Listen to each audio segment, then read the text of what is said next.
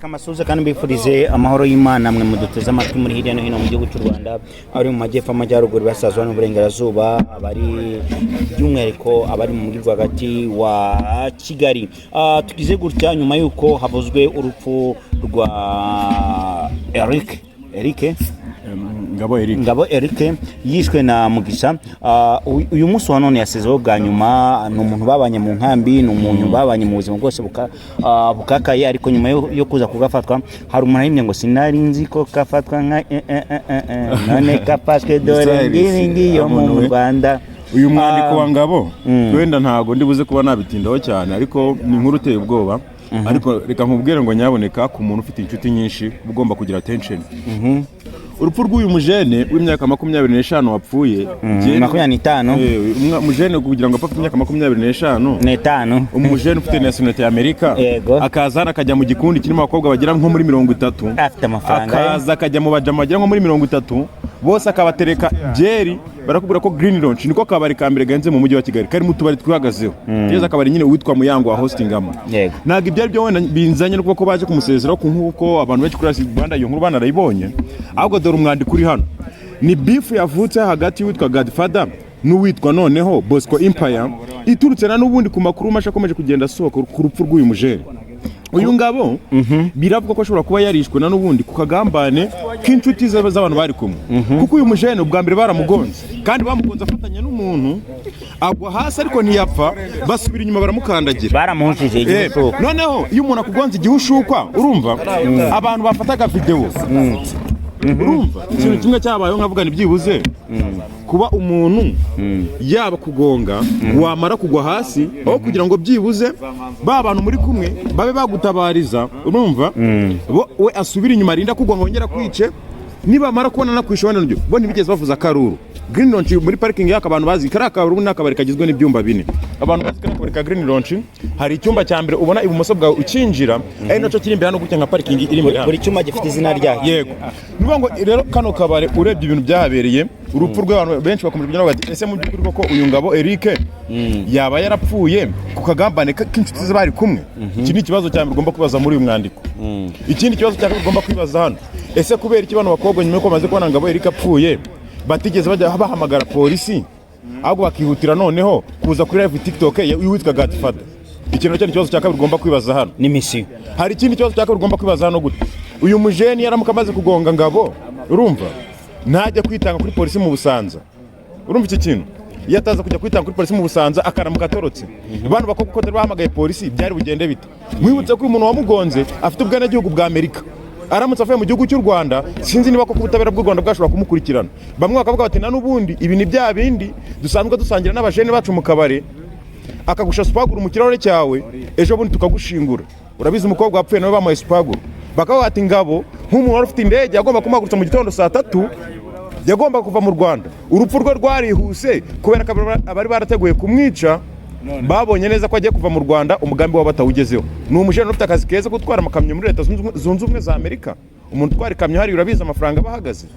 Nuko ngo ushigikiye yuko uyu mwandiko hano nuko ngo ushigikiye yuko habaye akagamane kwangwa ibyo ntago ari amakuru wakwemeza, ariko nanone ugomba muri uyu mwandiko ugomba kwicara ukavuga ngo ese mu by'ikoko ubundi ndibaza iki nibyo koko umuntu yapfuye ariko si noneho kubera iki umuntu yishwe urumva none abantu bamwishe aho kugira ngo baze guhamagara polisi bo bwabo umuntu ajya kwitanga kuri polisi akagerayo batahamagaye polisi ahubwo bagafata video bakazipostinga. Ikintu kibazo hari kimwe ngo twibazeho kugira ngo amaraso y'umuntu aravuga kandi aravuga utekeze ko maze kwica umuntu wagera no kuri polisi umva kantu kari hano none umva umutegurimo hano ugera no kuri polisi uvuga ngo ni umumotari nagonze kandi uzi ko umuntu umugongeye mu kabari nka Green Launch gafite abasecurity gafite abantu bangana kuri bano bakobwa nabo none bamaze umuntu amaze gupfa aho kugira ngo batabara umuntu upfuye bajya kuri TikTok live yitwa Godfather. Hano hantu ugomba gushira akabazo naho urupfu rw'uyu mujene ndagira ngo nubwo mu muryango wenda ushobora kuvuga ngo mbese kubera ikitangazamakuru ryamuvuzeho cyane ariko reka tumenye abantu tubana nabo. Nurero rwa Godfather muri ndaza kubwira umwandiko hano ukuntu uteye akantu ku kandi kugira ngo tuze no kubyumvikanaho.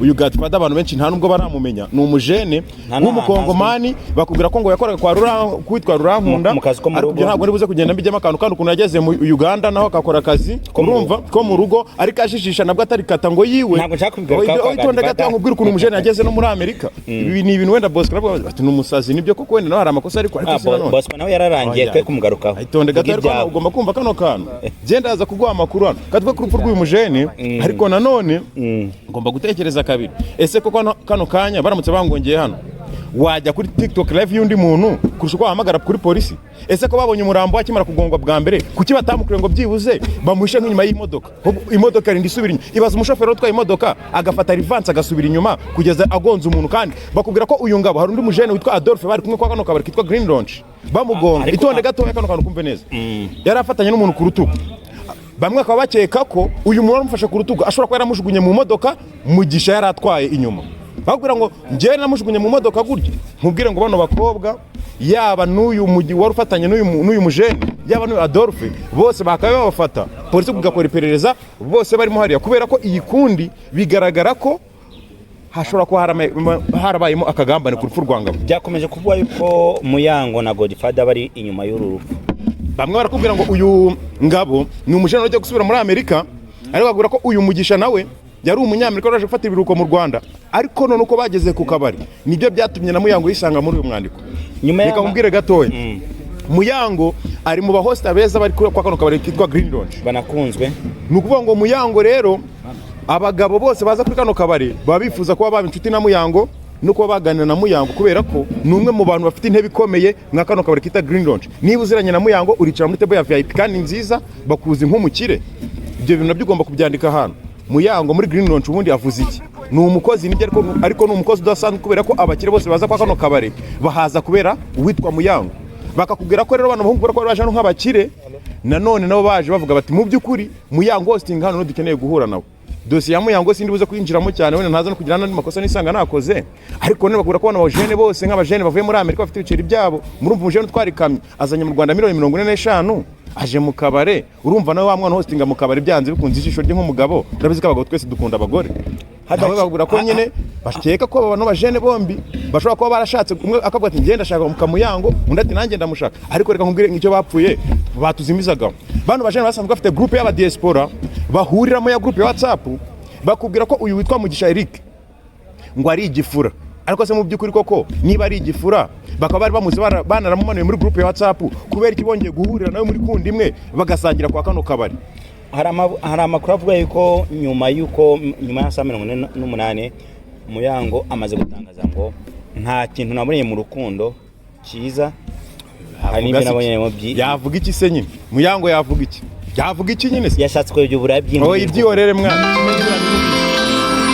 Muyango yavuga iki se nyine Muyango nyine nta kindi yaboneye mu rukundo ariko byibuze Muyango arabizi neza ko Miguel ari umwana we ese Muyango kugira ngo atangaze kira ngo nta kintu kiza yaboneye mu rukundo nuko adafite umwana witwa Miguel ariko mwagiye mu abantu bakuru nyine umwana se tuvuga ko ari ikintu Miguel si umwana wa Muyango se nyine ari igihe umuntu avuga akanacikwa kugira kubera impamvu runaka ariko nanone ubizi neza ni kimenyi ubizi neza n'umwana witwa Miguel aho kiri niba none mudespora agiye kuzageza mu Rwanda yica umuntu ahita agenda oya ntabwo yagenda ajya turaza kukugaruka ndashaka ubutabera ahari ari ubutabera agomba guhanwa n'ubwo butabera ubwo butabera buramukurikirana niba ubona budashoboye gukurikirana dosiye y'uwo munyamahanga yego buzamushikiriza yego ahandi kadutekereze gutyo ngo mbese wenda ubu ngubu muri Leta Zunze Ubumwe za Amerika kwica umuntu ku bushake ibyaha ibyo bintu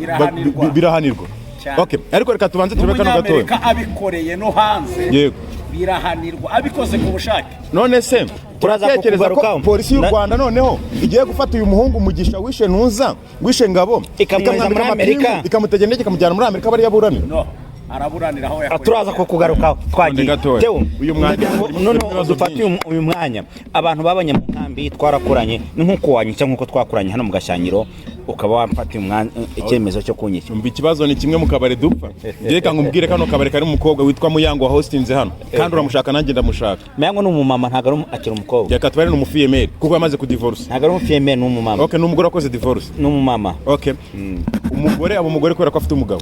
Ese Muyango kugeza amagingo afite umugabo? Ni umugabo wa Kimenyi Yves ntibarakora divorce. Icyo nacyo reka ducane ko divorce yamaze gusabwa. Sinzi niba Kimenyi ibyo bintu bivuze bitamukomeretsa ku mutima. Buriya Kimenyi nawe Muyango uracyari umugore wa Kimenyi Yves. Ibyo nabyo bubyore gatoya. Buriya icyo ako gahinda n'igikomere kazwi na Kimenyi. Kimenyi wakoreraga amadolari 800 akina mu kipe y'igihugu akina muri ya makipe tuzi. Yaba APR na Rurabizwa Kimenyi abantu bose yarahanyuze. Aka hanze nawe muri Amerika bayeho neza. Urabizi neza ko bayeho neza se. Mani ishimwe. Abana b'abahungu wenda munaba broken mu bintu by'inkundo ndagira ngo mbagire inama mbere uko wenda ngaruka no kuri iki kintu cyo kuba abajene babiri bapfa umukobwa bakajya ku rwego bicana, ariko ikibazo mbese ni ubufura bwa Mugisha cyangwa ikibazo kiri kuko uyu mujene barapfuye Muyango.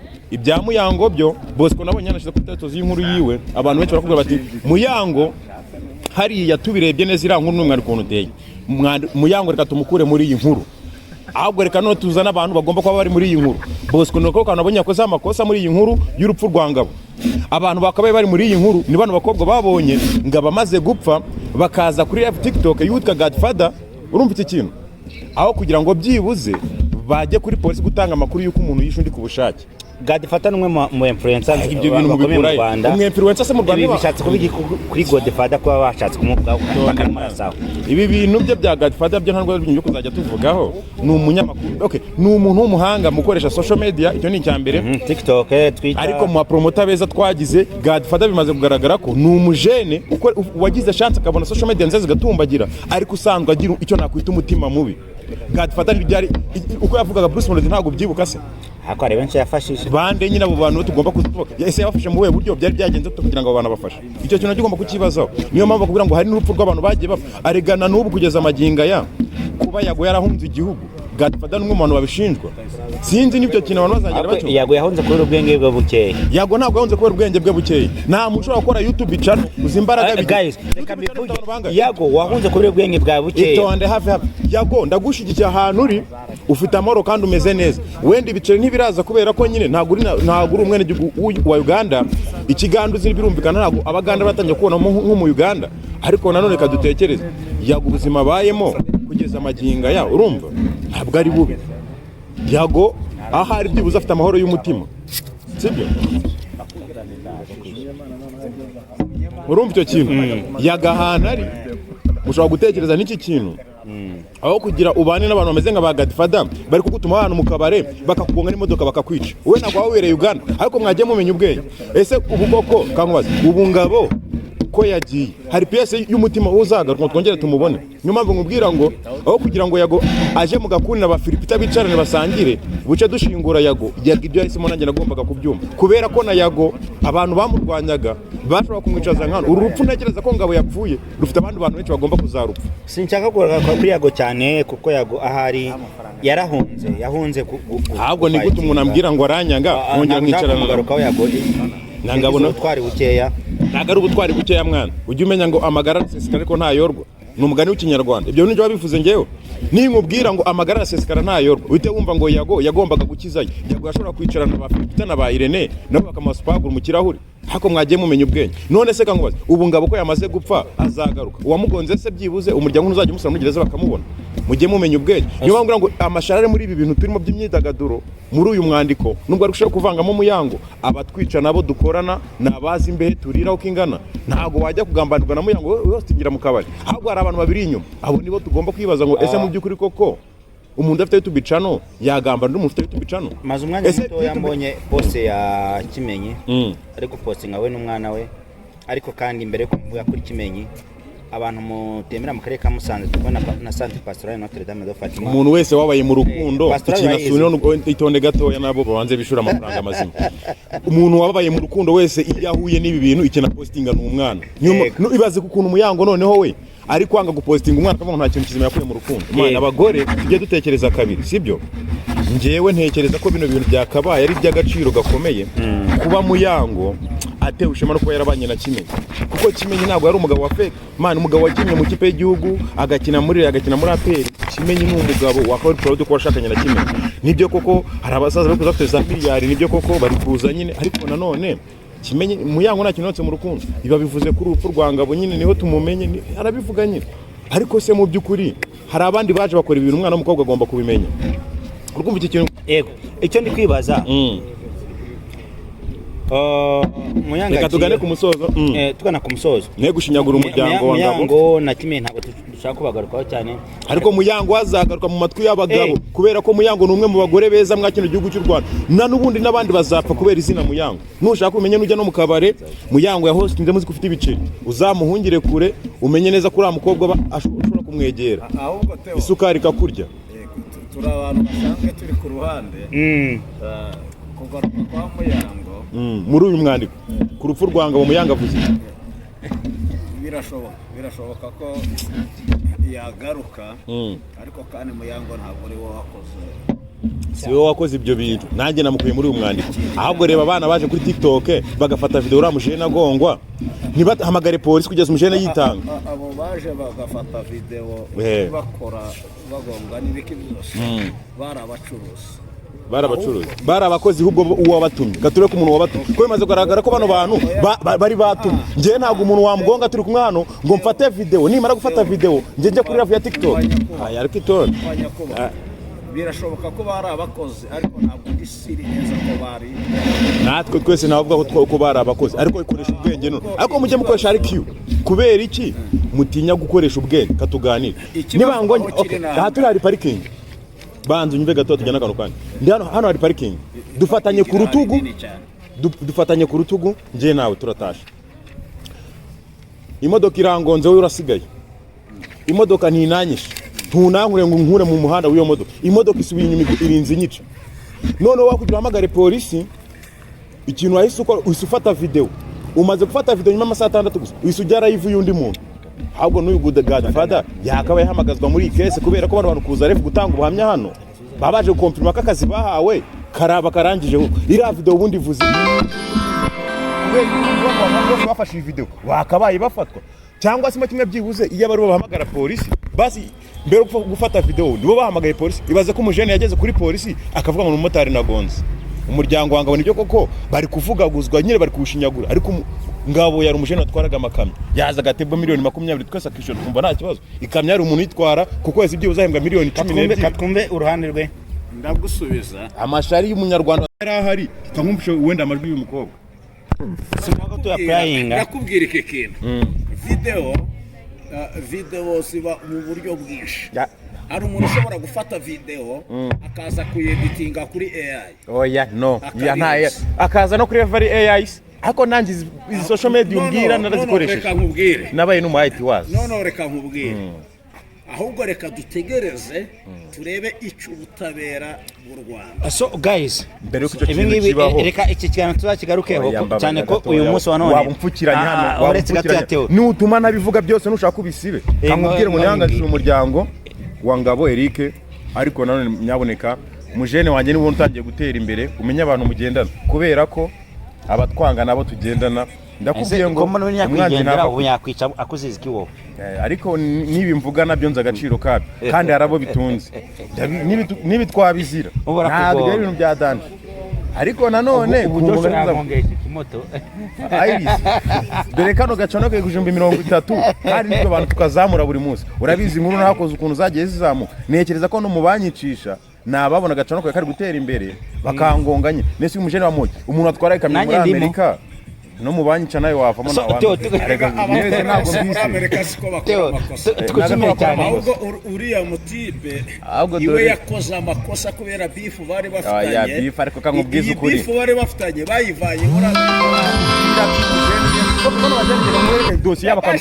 umva makuru yanyayo mu munota umwe nsoza ikiganiro nanasoza ikiganiro mva kano kantu bano bajene ubwa mbere itonde gatoya bahuriye ku rubuga rw'abana babaye mu nkambi bose bahuriraho bagiye gushingura bose muri Amerika bahurira ku kiro bashaka kwarwanira uriya mujene witwa Mugisha abeshaga ko atereta gakobwa akabasha ko ari kazi newe nyamara rishiri wiwe abajene bamusereje iyo beef ararakara baramana muri group ahubwo none ibaze ukuntu bongeye kumuhuriza nabo bakajya kuvuga basanyana bakajya ko ese mu byuko nta bwinge bwari bwarabaye hagati y'abashwane asoga wakwitonda wasanga ahubwo na Mugisha yarakoresheje